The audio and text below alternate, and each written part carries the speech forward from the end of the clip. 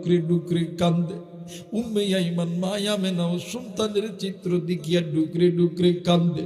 এক পর্যায়ে আল্লাহর নবীকে দৌড়িয়া মা আমেনা উম্মে আইমান মিলিয়া জোর করিয়া উটের পিঠে উঠানোর পরে আবার যখন মক্কায় যখন ফেরত আসবে, ইতিমধ্যে মরুভূমির বালিতে ঝড় প্লাবন শুরু হয়ে গেছে। মা আমেনা জ্বরের কবলে পড়িয়া প্রচন্ড জ্বর এসে গেছে। মা আমেনার মাথার ভিতরে উম্মে আইমান পানি ডালে।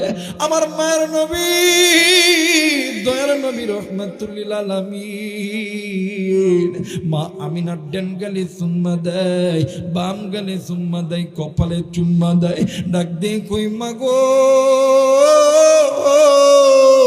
তোর কি হইছে মা?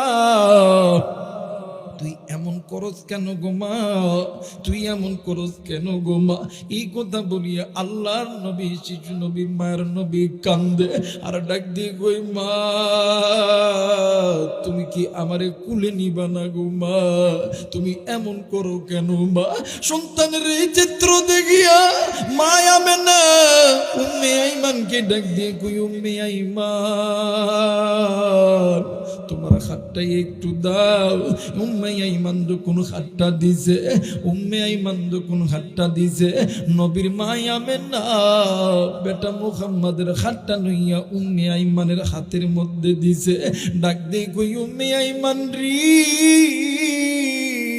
আজ থেকে আমার মুহাম্মদকে দেখিয়ে রাখো।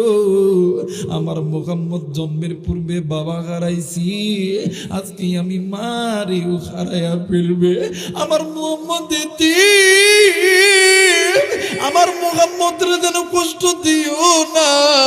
উম্মে আইমান ডাক দিয়ে কই আমেনা রে